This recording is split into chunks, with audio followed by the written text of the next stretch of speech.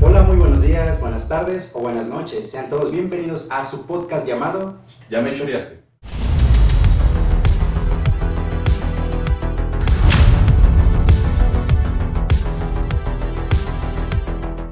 en una emisión más, en un capítulo más, como podrán darse cuenta. Y pues de nueva forma no estoy solo, estoy con un invitado, afortunadamente, el profe Fernando. ¿Cómo está, profe? Un gusto tenernos un rato. Una vez más nos aceptó la invitación. Ya se había quedado pendiente que iba a salir un episodio más contando ahora un tema distinto. La vez pasada hablamos de la mítica Feria de Aguascalientes. Así es. Vamos a aprovechar este invitado que tengo el día de hoy. Muchas gracias. La vez pasada nos quedamos con esta noción de que usted es docente y empezó pues prácticamente a los 18.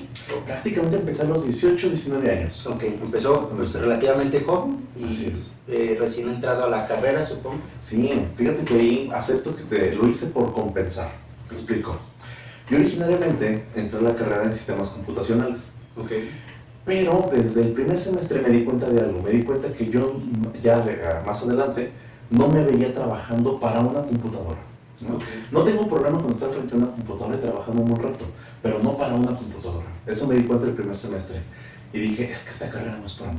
Decido cambiarme de carrera, en este caso filosofía, que ya me llamaba la atención desde la prepa, era lo que pues de alguna forma me apasionaba. Y doy el brinco a filosofía, pero cuando doy el brinco, pues más que bien tuve que llegar con la noticia con mi familia en aquel momento. ¿Saben qué? Me acabo de cambiar de carrera, ¿no? Okay. Oye, pero no piensa lo que no sé qué. Es que ya entregué Ya, papeles. exacto. Me acuerdo mucho que esa vez fui en la Universidad Autónoma, fui a la ventanilla número 3 en control escolar. Pido mis documentos de baja, me los entregan, y así como me los entregaron, fui a la ventanilla 2, si mal no recuerdo, para darme de alta. Así de una ventanilla pasé a la otra, ya con el lugar asegurado, por supuesto. Y en ese momento empiezo filosofía. Okay. Pero pues mal que bien quedó un mal sabor de boca con mi familia de que yo había hecho el cambio de esa manera. Entonces dije, ¿cómo compenso? ¿No?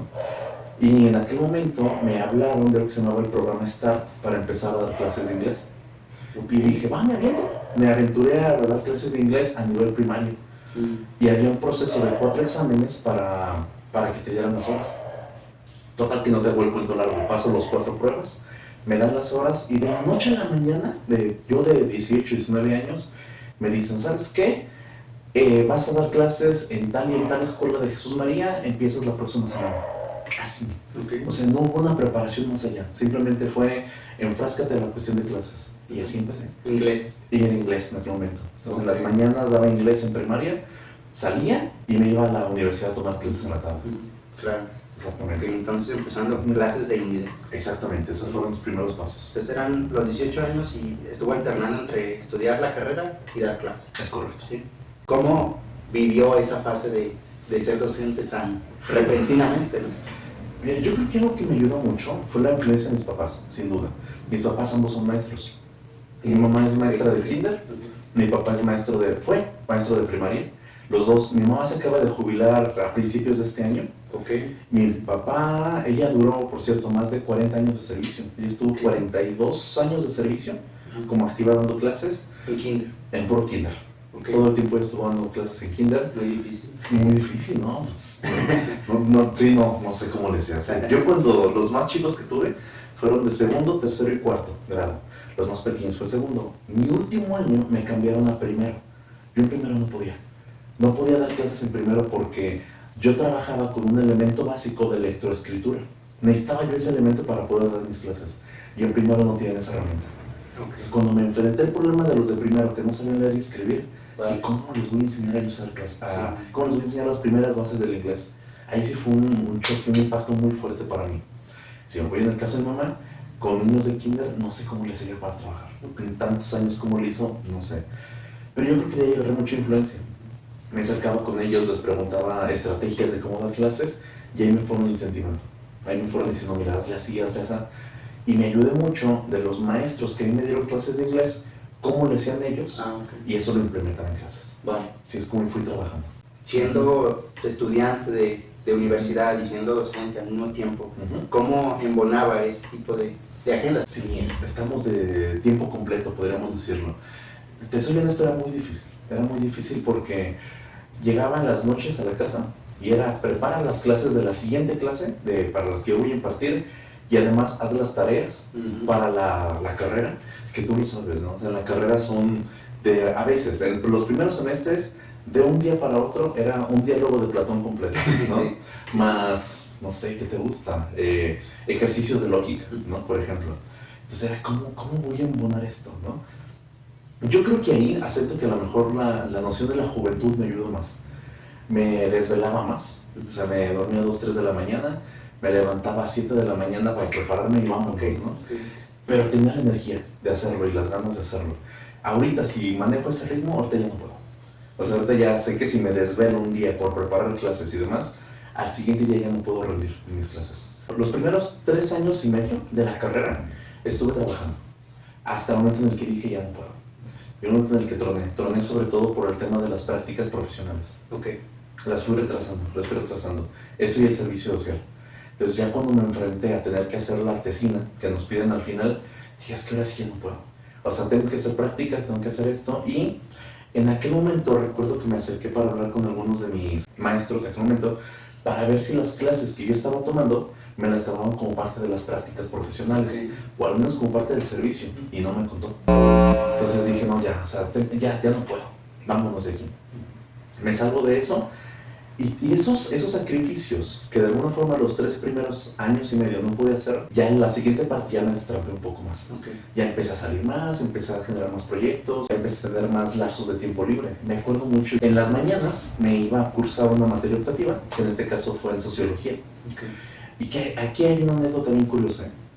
Hay 2 motivos por los cuales me fui a sociología. Uno era porque me quería empapar de algo más que la filosofía. O sea, la filosofía me encanta, pero yo decía, es que hay algo que ya no me da más de lo que yo estoy buscando. Que en este caso era llevarla a práctica, a la praxis. Y entonces, en sociología empiezo a encontrar ciertas herramientas donde sí la puedo poner en práctica. Y me voy a sociología. Entonces, en las mañanas cursaba con toda calma esa materia, incluso disfrutaba mucho porque me iba en bicicleta. Me iba en bicicleta, era todo un disfrute. ¿Dónde vivía usted? Vivía relativamente cerca, en Reserva San Cristóbal. Ahí estaba viviendo, entonces me quedaba como a 30 minutos en bici. Entonces ya iba bien relajado, tomaba mis clases y demás. Eso fue un incentivo, pero hubo otro. En las materias optativas, yo iba a llevar una clase que era la de filosofía de la ciencia. Y me presenté en la primera clase. Y cuando me presenté en esa primera sesión para la materia optativa, el maestro, te soy honesto, no me agradó mucho su práctica docente. Fue muy agresiva en la primera sesión. ¿Quiénes de aquí han consumido medicina homeopática? Nadie levantó la mano y de alguna forma por tratar de involucrarme en la clase, levanté la mano y dije, yo sí, ¿no? Vamos a ver a dónde quiere llegar el maestro, como para dar esa apertura. Ya lo estaba viendo con ese análisis de práctica. Sí, ¿no? Sí, ya lo veía con eso. Porque en mi grupo de pronto éramos muy apáticos. O sea, había poca participación en mi grupo. Entonces yo dije, para incentivar un poco, pues voy a levantar la mano y a ver por dónde va este asunto. Levanto la mano y el maestro fue agresivo. O sea, fue agresivo en cuestión de, ¿y por qué consumir esas cosas? Claro. Si no tienen una comprobación científica más allá y no sé qué tanto, ¿no? Y fue como, bueno, sí, pero primero hay que hablar incluso de criterios de la verdad, otras cosas, ¿no? Epistemológicamente hablando. Entonces este maestro fue muy atacante. Dije, no, si así va a ser el curso, la verdad o sea, si por algo me salí de trabajar era para disfrutar más que nada mi último año de carrera, ¿no? Para estar así, no, muchas gracias, vámonos. Me voy a sociología, no, yo encantado. El maestro que en aquel momento me dio clases, ahí sí lo menciono, el maestro Fernando Plasencia. Chulada de profesor. Yo creo que son de los maestros que durante el lapso de la carrera te marcan y dices, caray, o sea, algo está haciendo en su práctica docente que te atrapa, ¿no? Y de ahí dije, como que fue de pronto de mis inspiraciones futuras a tratar de seguir también en funciones docentes. Sí, sin duda el maestro Fernando Plasencia fue increíble en ese aspecto. Sí. Y, a ver, dice usted como que ya dejó de dar clases. Sí, un rato. Descansé un ratito. Ahora vámonos a lo que nos truje. Claro. Estando en esa primera fase de la docencia, ¿le tocó algo chusco que se acuerde usted? Sí. Cometí muchos errores, muchos, sobre todo y algunos bastante chuscos en ese sentido. Me acuerdo que una vez dije, a ver, voy a tratar de hacer una clase un poquito diferente. Quería que los jóvenes se aprendieran, los niños, eran niños en ese momento, se aprendieran los días de la semana. Entonces, como tú lo sabes, pues los días tienen una denominación etimológica que se desprende en la mayoría de ellos de dioses griegos. Sí. Entonces, para poder contárselos, me acuerdo mucho que me senté en el suelo. O sea, llego, me siento a ras del suelo, yo veía a los niños un poco hacia arriba a contarles esta historia, ¿no?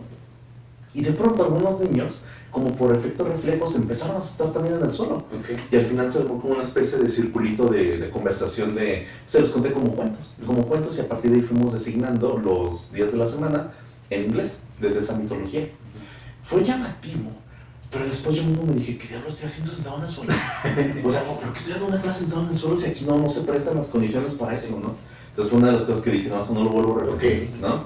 Después, años después, en preparatoria lo volví a hacer, pero dije, no, o sea, no, esto no tengo por qué estarlo haciendo. Otra malísima experiencia fue que el director de la escuela me dice, oye, ponles por favor un bailable, porque viene creo que el día del niño, el día de la madre, no me acuerdo. Y está bien. Y en aquel momento era un mundial que era una de las canciones de Shakira. Entonces me acuerdo que yo armé una especie de mini partido de fútbol con los padres de familia alrededor, y el único pretexto que usé es que la canción de Shakira estaba en inglés, ¿no? Total que me acuerdo que uno de los niños agarra el balón, da el pelotazo y le pega a una de las mamás en su día, ¿no? Y yo así, ching. O sea, pues no estaba planeado, por supuesto, pero era parte de mi mala organización. Yo no supe poner el dichoso bailable para trabajar eso, ¿no? Entonces fue cuando dije, no, esta parte de la docencia no es lo mío. Esto yo no, aquí no voy a trabajar, ¿no? Pero fue de estas cosas que me ocurrieron que dije, no, esto no lo repito. Creo que muy pocos profesores saben organizarse ante ese tipo de actividades. Es muy difícil. Sí, eso es un reto, esa parte, esa área dinámica. Fíjate que ahorita, en el último curso que di de ética profesional en la autónoma, era a las 7 de la mañana. Entonces, es una hora retadora para los alumnos y para nosotros, claro, ¿no? Una sola vez hice una actividad que recuerdo mucho del maestro Bernal, Rodolfo Bernal, de la carrera de... Sí, es Rodolfo Bernal. Él a veces decía en clase, ¿no? Se me acabó mi café, se me acabó la clase. Claro, sí. Una sola vez la repliqué.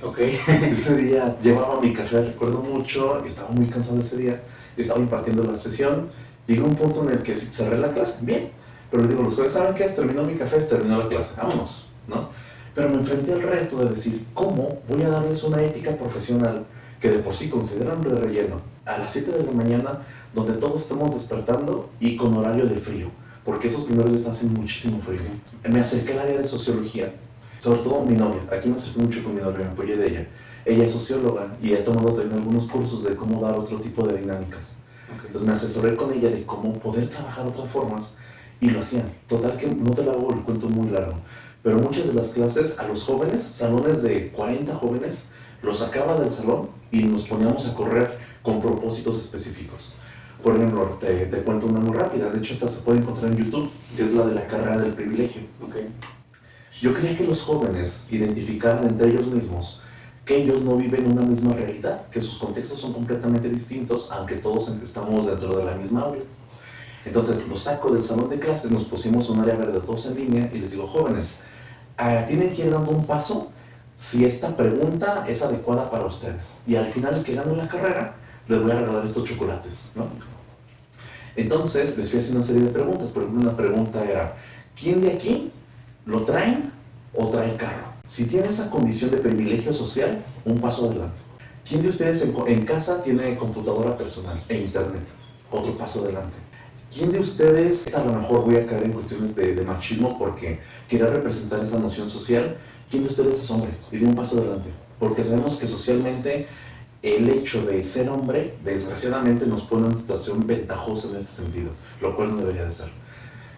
Total que al final, les digo a los jóvenes que estaban más adelante en las preguntas, volteen por favor hacia atrás, y había muchos otros compañeros que estaban atrás que vivían justamente estos esquemas de desigualdad social, ¿no? Si vives dentro de la ciudad, si eres foráneo, tienes que trabajar, por ejemplo, mientras eres estudiante, te genera un rezago en relación a tus compañeros. Total que al final, ya cuando estaban en esas posiciones, les digo a los jóvenes, ahora sí, en sus marcas listos fuera, ¿no? Por supuesto que iban a ganar los que estaban más adelante, y ganaron, ¿no?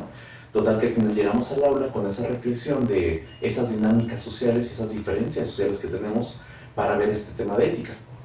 Total que el punto, más allá de esa dinámica, fue cómo hacer una actividad, una clase dinámica a las 7 de la mañana. ese fue uno de los retos, ¿no? Entre muchas actividades más que fueron muy del estilo.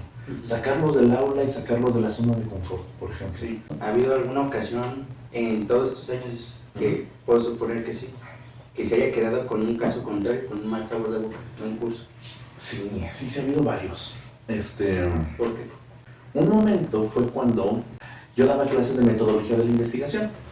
Ahí, te soy honesto, era mucho más práctico el asunto.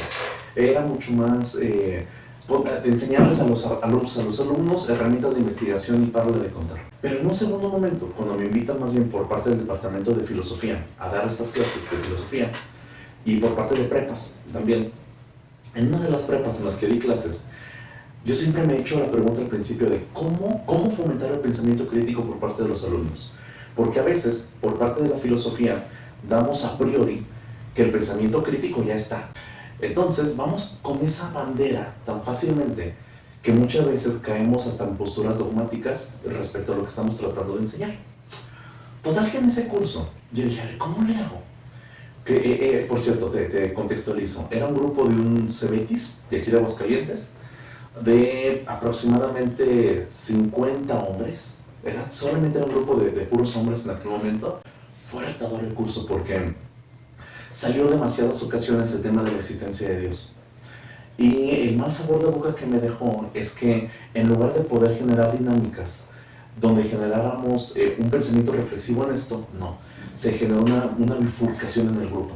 Una parte del grupo en el que prácticamente se fueron los religiosos y otra parte en el que se fueron los ateos, porque así se consideraban ellos. Se generó un ambiente un poco violento por parte de la clase. Pero salían los temas, estos chavos les interesaba mucho el tema acerca de la existencia de Dios, lo sacaban y se generaban debates que eran muy violentos, no sé, rompían muchos esquemas de falacias en este caso. El ad hominem estaba completamente presente. Y ese curso, al finalizar, traté de generar otro tipo de remedios para generar un colchoncito, pero al final no me quedó ese buen sabor de boca de ese curso. Algo ahí faltó. O sea, faltó mucho en ese curso de ir más allá en esa forma de pensamiento crítico, ético, que era lo que yo estaba tratando de buscar en esa asignatura. Okay. Sí, eso no fue de mi lado. Sí, y yo creo que, bueno, siendo docente, y usted fue mi profesor en 2 clases que tuvieron mucha relación con la docencia, hemos visto que no es fácil, y ese mal sabor de boca creo que sí llega a impregnarse de cierta manera cuando dice, como usted menciona, me hubiera gustado haber hecho esto, o que la dinámica se hubiera prestado a otro tipo de cuestión, porque sí. Muchas veces, y en eso también quisiera saber si le ha pasado, si se le ha salido de control una dinámica o una clase, porque ahorita menciona que los debates eran una dinámica como tal de sí. Una clase, ¿no? Un día, en un plantel en el que estuve, que fue el bachillerato militarizado, llega el coordinador académico y me dice, ¿sabes qué, Fer? Te necesito para que me elijas a 3 alumnos y los prepares para que debatan en el concurso del INE. Entonces, para que debatan en ese concurso. Pero me lo dijo en ese momento y me dice, ¿y cuánto tiempo tengo de preparación, no? Me dice, nada más tienes esta semana porque a la próxima empiezan los debates. No, fíjese. O sea, eso es muy poco tiempo, ¿no? Total que dije, bueno, pues me interesa más que nada que hagamos un buen papel. Total que ya elijo a los jóvenes, empezamos con el proceso y el primer debate que tuvimos ya en el escenario real nos fue pésimo, pero por mi ignorancia. Nos fue pésimo porque yo no sabía las dinámicas de cómo se llevaba a cabo un debate de esa magnitud o de ese estilo. Entonces nos fue tan mal porque yo a los alumnos los preparé en el tema y cómo generar argumentos, por supuesto, pero iban preparados nada más para eso. Yo no sabía que teníamos tiempo de participación delimitada, cantidad de participaciones delimitadas y qué era lo que los jueces estaban puntuando. Okay. Entonces, ya que en ese debate nos fue tan mal, dije, esperen, déjenme reestructuro todo. Hice una reestructuración completa del diseño, de la preparación del debate de estos jóvenes y en el segundo debate ganamos, pero rotundamente en cuestión de puntos, y en el tercero volvimos a ganar. Para buena suerte, y esto fue por un tema meramente de puntos, pasamos a la final. Y en la final, te estoy hablando que en aquel momento descartamos a muchas prepas pues, bastante reconocidas a nivel de Aguascalientes. Total que no te quiero hacer tampoco el cuento largo, pero los jóvenes se fueron hasta primer lugar. Okay. Quedaron a primer lugar en el concurso del INE. Pero ahí sí fui aprendiendo de mis malas experiencias. O sea, mis malas experiencias de cómo organizar bien un debate y todo lo que implica, todos los conocimientos que los chavos sí tienen que tener en un debate. O sea, no la paja hasta cierto punto. Y eso yo lo aprendí. Ya una vez que aprendí esa parte, años después me buscaron unos jóvenes de la Autónoma, los que les di clase, de comercio electrónico. Por ahí, Diego, Abigail, también un saludo para ellos. Los estuve preparando ellos. Hay un tercer joven que ahorita se me olvidó su nombre, una disculpa. Los preparé ellos también para un debate en la Autónoma, pero ya con todas estas herramientas. Y los chavos quedaron en segundo lugar a nivel autónomo. Okay. Nada más les ganaron los de derecho. O sea, nada más, y eso sí, claro, claro. nada más, ¿no? Pero esos son como de ese buen sabor de boca que después te generas. Es decir, tienes la mala experiencia de haber hecho malos debates, de no saber mantener una buena dinámica dentro del grupo, pero ya después, cuando uno hace estos procesos críticos de sus procesos de enseñanza, vas puliendo todas estas herramientas. Y ya cuando estos jóvenes han ganado estos concursos, dices, no, ya, te quitas de alguna forma ese mal sabor de boca. ¿Dio clases en escuelas militarizadas? Sí. ¿Cómo es eso? Sí. Es una dinámica completamente distinta. Es una experiencia muy, muy enriquecedora en muchos sentidos. Los jóvenes desde que entran tienen un proceso de formación y tienen honores a la bandera. Y bien formados se van directamente a sus aulas, pero marchando a paso militar. Okay. Y te estoy hablando de jóvenes de nivel preparatorio, o sea, de 15 a 18 años. Después de eso, a la hora del receso, todos se tienen que formar, pasan a su respectiva mesa y ahí se les da de comer. Lo mismo a todos. Okay. Es parejito. Entonces, por ese lado está genial, porque muy organizado. Muy organizado. Tiene ahí el servicio de comida, ¿no? Okay. Diario, hay horas, esto me gustaba mucho, hay horas que se les llama de mantenimiento. Si tú la prepa en la que yo estaba trabajando la veías limpia o la veías sucia, era porque los jóvenes en la hora de mantenimiento no estaban haciendo su chamba o sí estaban haciendo su chamba. Okay. Limpiar primero su salón, y eso cae siempre al final del día nada más. No, eso era lo fácil. Había que sacar escobas y vámonos a barrer la calle. Había que sacar picos y vámonos allá atrás a limpiar la hierba que tenemos, ¿no? Entonces nos íbamos a limpiar. Había un par de perros ahí en el instituto. Estos perros había que limpiarles, asearlos, darles de comer, bañar a los perros también. O sea, el mantenimiento en sentido era de punta a punta. Hacer los baños. Los jóvenes a ellos les tocaba hacer sus propios baños. Entonces era una prepa que ni siquiera tenían contratado personal de limpieza, porque los jóvenes se encargaban de todo, en sus horas específicas de mantenimiento. O sea, prácticamente salen en disciplina. Sí. Entraban a las 7 de la mañana y salían hasta las 6 de la tarde. Y la mayoría de ellos no vivían tan cerca. Entonces su tiempo de desplazo a sus casas promedio era de 1 hora y media aproximadamente. Llegaban a sus casas 7:30, cansados, agotados físicamente a más no poder, porque la primera mitad de las horas de clase eran horas institucionales normales, es decir, español, matemáticas, lógica, filosofía, ¿no? Pero la otra mitad solo eran materias militares. Me estoy refiriendo a materias como mantenimiento, entraba ahí, orden cerrado, historia militar, pero en orden cerrado es cuando le enseñan a marchar. Sal, marcha, muévete como un militar, piensa como un militar. Estaban tan bien organizados que a los jóvenes yo les podía decir, a cualquiera de ellos, ¿sabes qué? Tú, aunque no seas el encargado de grupo, a este grupo completo, pelotones, muévemelo por favor a tal área. Y ellos se encargaban de moverse, y ahí me esperaban hasta que yo les decía. Entonces era un sistema disciplinario tremendo en ese sentido.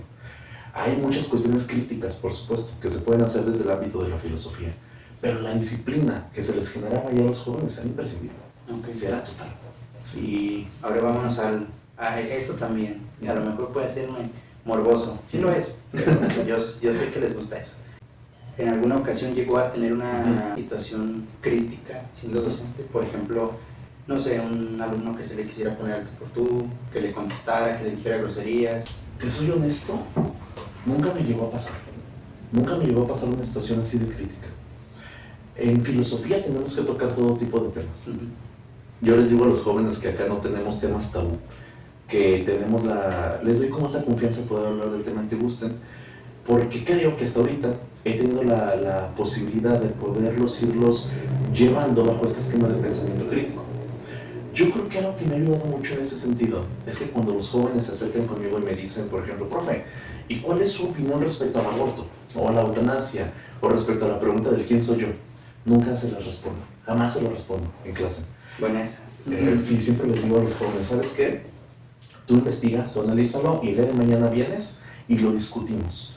Pero mi postura no te la voy a dar, porque si te doy mi postura, Te condiciono. te condiciono. Esa te voy a condicionar y no es lo que quiero, ¿no? Entonces, yo creo que como nunca me he puesto en una postura intransigente, no he dado la apertura a que los jóvenes respondan de esa manera. Aquí tengo un muy buen sabor de boca con un grupo. Me tocó dar una ética profesional en mercadotecnia a la última hora de clase. Cuando me tocó esa clase, los jóvenes ya no quieren estar en clase, ya se quieren ir, ¿no? O sea, me pasó también a mí, ¿no? Menos una ética en este caso. No, perdón, no te creas, no era una ética, era una metodología de la investigación. Los jóvenes, no te echo mentiras, eran 4 horas a la semana.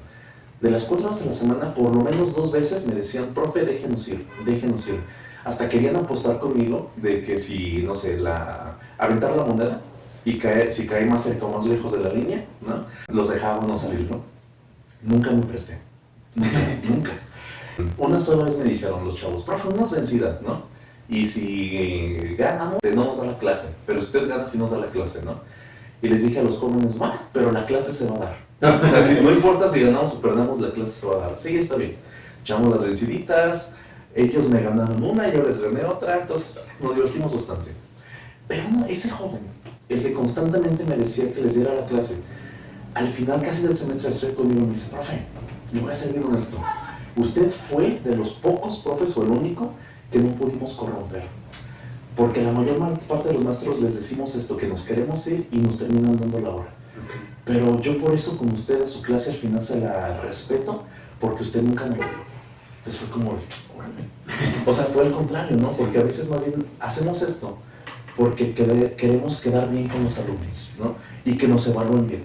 Porque estamos sometidos a la evaluación que los alumnos hacen de nosotros al final. Sabemos que una mala evaluación nos puede costar la chamba, lo sabemos, ¿no? Pero me acuerdo muy bien que ese joven fue al final conmigo y me dijo esas palabras, y órale, o sea, sí les impacta, por supuesto, también a ellos dentro de la formación, cómo nos vamos llevando, ¿no? Si el profe es barco, si no es barco, si todo esto, ¿no? Entonces me acuerdo mucho que me quedo con las palabras de ese joven que eso me dijo al final del curso, como al final respeto su clase porque usted nunca nos dio la hora. Entonces sí, yo creo que afortunadamente el tener esa actitud, el tampoco ser intransigente, insisto, eso es fundamental, ¿no? O sea, así han llegado a llegar jóvenes conmigo, profe, ¿sabe que tenemos un examen importante? ¿Nos puede dar la hora? Y fue, sí, pero dentro del aula y armándose grupos de estudio, ¿no? O sea, no va a ser darles la hora por darles la hora. Entonces creo que cuando uno tiene este tipo de relación con los alumnos, no se presta a llegar a ese tipo de situaciones tan personales y tan radicales. Entonces, al menos ahorita no he tenido un conflicto de esa magnitud, afortunadamente. Qué bueno. Sí, afortunadamente. Sí, qué bueno. Qué bueno. Sí, son jóvenes bastante. ¿Usted cómo ha lidiado con eso? Con que no quieran pasarse de listos con usted. Yo creo que a lo mejor aquí voy a apelar a un término de la vieja escuela, que es la cuestión de saber marcar la línea entre alumno y docente. Por el rango de edad de los alumnos con los que me he relacionado, te estoy hablando de alumnos universitarios o de prepa, es muy seguido que me dicen los jóvenes, profe, saliendo vámonos por unas cervezas. Okay. Sí, siempre les digo que no, jamás he aceptado una invitación de este estilo, porque justamente sería romper esa línea que puede llegar a existir. Lo que les digo a los jóvenes en ocasiones es, ¿sabes qué? Cuando te gradúes, cuando ya tengas tu título, ahora sí hasta yo te las invito si quieres. Pero ahorita mientras exista la condición de alumno docente, no voy a pasar esa línea, jamás. Porque si uno la pasa, y si uno se empieza a portar más como el amigo, el joven tiende a irrespetar tu clase, justamente, y a creer que de alguna forma su calificación va a ser meritoria por la amistad que lleva contigo. Claro. Entonces esa línea, por eso siempre he dicho, ahí no la voy a pasar. Por más buena onda, además que te quieras presentar, sí, no voy a ser grosero, no, para nada, no voy a ser grosero, puedo bromear perfectamente con los alumnos, pero siempre manteniendo ese límite, de decir hasta dónde sí, hasta dónde no. Okay. Esa parte es algo que siempre cuido mucho. ¿Usted, cuando era alumno, se imaginó que llegaría a ser docente? No, principalmente en la uni, aunque esto es muy irónico. Como te comentaba, yo en aquel momento ya daba clases. Pero cuando yo estaba en filosofía, ya en la carrera decía, yo me veo bien dando clases de filosofía, y en aquel momento mi respuesta es que no lo sabía. En aquel momento el profesor Héctor Sigala, saludos, profe, él me dice, oye, ¿y si te metes a la maestría en investigación educativa aquí mismo en la Autónoma? Y la generación coincidía. Yo terminaba la carrera y la maestría empezaba 6 meses después. Okay. Entonces dije, me voy a aventurar. Y hice la maestría. Y cuando hice la maestría, y específicamente estaba trabajando en mi tema de investigación, me di cuenta de todos los errores que como maestros solemos cometer frente al aula, específicamente en la enseñanza de la filosofía. Yo dije, todo este tipo de cosas son las que no se deben de hacer. Y no sé si en algún momento absorbí eso como una especie de meta, de decir, creo que yo puedo hacer mejor las cosas, creo, tomando en cuenta ese producto directamente de mi investigación. Entonces, ahí me surgió esa espinita de decir, ahora sí quiero dar clases de filosofía. Ahora sí me atrapa dar estas clases para ver si puedo solucionar este tipo de problemáticas que los jóvenes me están comentando de primera mano que eso no se debe de hacer o eso no les sirve, ¿no? Va a ser chismoso. Sí. Sí, ¿Qué cosas no quería repetir? Por ejemplo, una de ellas es que los jóvenes dicen, ¿no? En las entrevistas que yo hice, uno de los datos que más salió fue que el maestro les dice a los alumnos, jóvenes, yo sé que esta clase a lo mejor no les gusta o no les interesa, pero igual la tenemos que llevar. Cuando le dices esa frase a los alumnos, los desmotivas hasta el suelo de llevar tu sesión. Y son generaciones, eso es lo peor que a veces echamos a perder. Este joven, cuando tuve esa sesión, el joven me decía, es que esa clase, ese comentario, nos lo hizo el profe en primer semestre en X preparatorio. Y entonces, a nuestra generación, nos desmotivó tanto que él mismo dijera que su clase era de relleno, pero que de todas formas la teníamos que pasar, que hacíamos lo mínimo indispensable en todas las siguientes clases de filosofía. Entonces, ese fue uno de los elementos que dije, esto uno tiene que ser muy cuidadoso como se refiere al alumno en ese sentido, de este tipo de frases. Esa fue una que tengo muy presente. Otra fue que el alumno viera la clase como algo tan alejado, que no le encontrara un sentido ligeramente práctico. Para esto, en aquel momento yo hice el análisis de 4 materias, que fue Introducción a la Filosofía, Epistemología, Ética y Lógica. A ética y lógica, los alumnos sí le encontraban mucho sentido práctico y se les hacían significativas. Pero introducción a la filosofía y epistemología no se lo encontraban. Le encontraban algo muy teórico, muy alejado de ellos y de su realidad. Y ahí fue cuando dije, bueno, si un día me toca dar esas clases, tengo que encontrar la forma de que los alumnos le encuentren ese sentido significativo para ellos, no necesariamente práctico. Y eso es como que ahorita me estoy como debatiendo. Okay. ¿Cómo le hago? ¿Cómo entro a una clase de epistemología de tal manera que al joven lo pueda llegar a atrapar? Claro. Sí, ese es uno de mis grandes retos. Y es eso, como que la tesis me encendió ese chispa de retos, de los retos que puedo encontrar frente al aula y cómo irlo resolviendo dentro del mundo de la filosofía. Sí, porque vaya, creo que es muy criticado que esta profesión del filósofo es poco práctica, sí. Pero es más teórica que práctica, ¿no? Que estamos encerrados ahí como en una cueva, como en un monasterio ahí haciendo escritos y se acabó. Pero no, hay que sacar la filosofía de la escuela y sí. empezar a empezar a aventarla, ¿no? O sea, sí, por supuesto. Tenemos que hacer que la reflexión llegue a más gente. Sí, es que sí, yo también insisto mucho. Yo pienso también a veces en el área de la filosofía nos encuadramos tanto, incluso hasta con una forma de lenguaje, de expresar la filosofía en estos términos filosóficos abstractos, ¿no? Tan poco entendibles a veces para el resto de la sociedad o de la población, que desde ahí ya la estamos enmarcando. Somos bien conscientes que lo mismo que decimos en un lenguaje filosófico, lo podremos decir en un lenguaje de puro choro, ¿no? Sí. Y es lo mismo, y el significado de las ideas es exactamente el mismo, pero nos queremos elevar tanto que lo hacemos otra vez demasiado académico, demasiado cerrado. Claro. Y no se trata de eso. Yo también creo que el hecho de meternos a un salón de clases y tratar de enseñar la filosofía desde ahí, podemos hacerlo desde un lenguaje tan cotidiano, ¿no? Pero creo que la clave, lo que no se puede definitivamente perder en el área de la filosofía es lograr despertar ese sentido crítico por parte de los alumnos. Creo que si entramos a un salón de clases y no les logramos generar un poquito eso, que duden, que hacerlos dudar de algunas de las concepciones que ellos traigan, algo no estamos viendo, haciendo bien nuestra chamba, claro, por lo menos. Claro. Para ir concluyendo, profe, 2 cosas le quiero preguntar.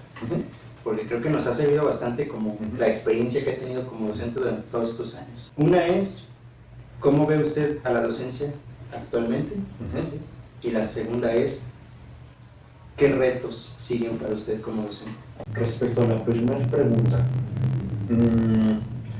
yo pienso que uno de los grandes retos que tenemos ahorita por parte de la cuestión educativa, en general en términos escolares, y algo que también me gusta demasiado, es que viene una nueva generación de maestros que, te soy honesto, vienen muy preparados, vienen muy capacitados, sobre todo en su área de especialidad.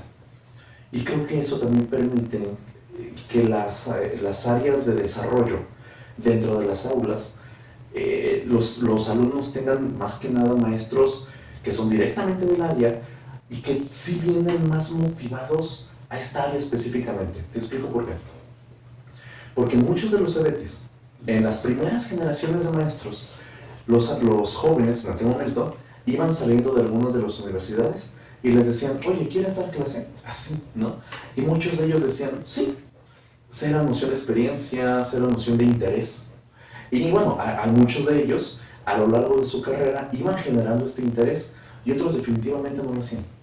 Pero creo que ahorita, a partir de los nuevos procesos que se han generado para ingresar al sistema a dar clases, como hacer examen, tienes que hacer examen para poder entrar, entran perfiles más precisos para las áreas, pero que además tienen el interés de enseñar.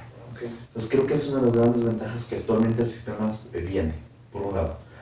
Por otro lado, en términos de retos personales, yo creo que apenas, te soy honesto, estoy como abriendo la caja de Pandora en algunas de las instituciones. Okay.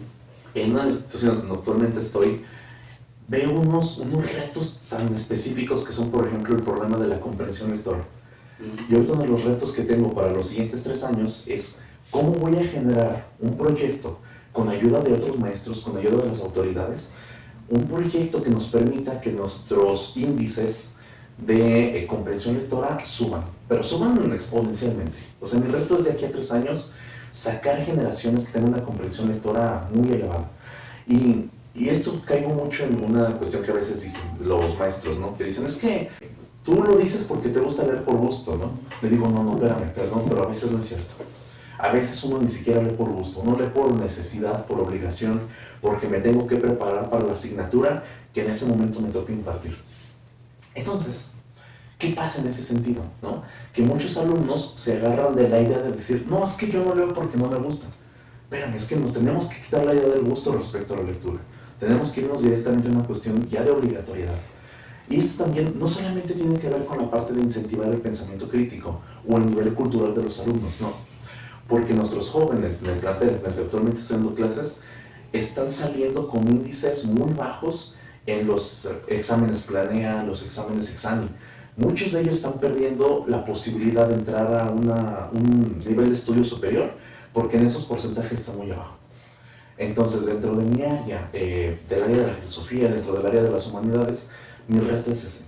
Es que los jóvenes el día de mañana, de aquí a 3 años, reitero, en los porcentajes de índice de los exámenes de Exani y de Planea salgan sumamente altos en lo que tiene que ver con comprensión lectora y demás. Ese es el reto al que ahorita estoy aspirando, más que otra cosa.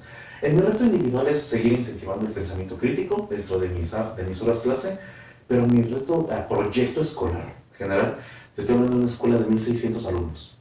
Entonces, en esta escuela de 1,600 alumnos es cómo voy a lograr, reitero, porque esto me encanta porque tengo todo el apoyo de las autoridades para hacerlo. Cuando las autoridades te limitan y te dicen, esto no lo puedes hacer, o esto no quiero que lo hagas en mi escuela, te atan de manos. Uno va a ir a sus clases y ya. Pero acá tengo que agradecerle mucho a la maestra Jenny, también un saludo. Este semestre hicimos un proyecto que se trató de cómo llevar a cabo el pensamiento estético, la proyección estética en la materia de temas de filosofía. Si un día alguien gusta ir al CETIS 80, se ubican en el plantel Las Huertas, está ubicado ahí, y va alrededor del plantel, puede encontrar un montón de murales que cada grupo estuvo proyectando. ¿Por qué?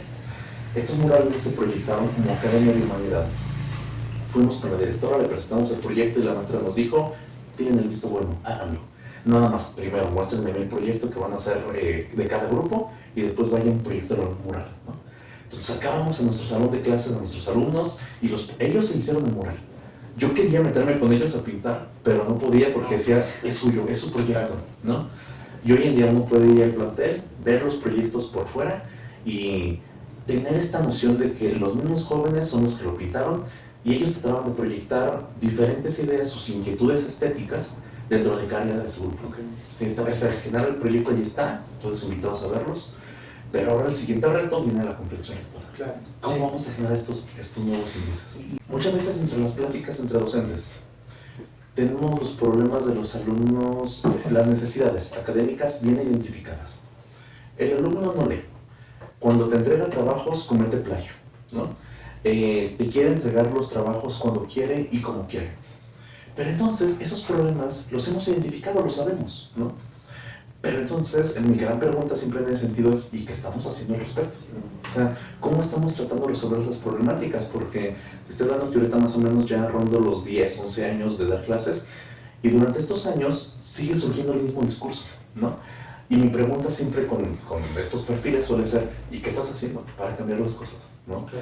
Entonces, ¿qué estrategias estás proponiendo distintas dentro del salón? Por ejemplo, en uno de los planteles donde actualmente estoy trabajando, sabemos que el alumno no hace tarea, o sea, no la hace, es muy difícil decirle al alumno, ¿sabes qué? Tienes que hacer esta tarea, esta actividad, realízala en casa, por favor, ¿no?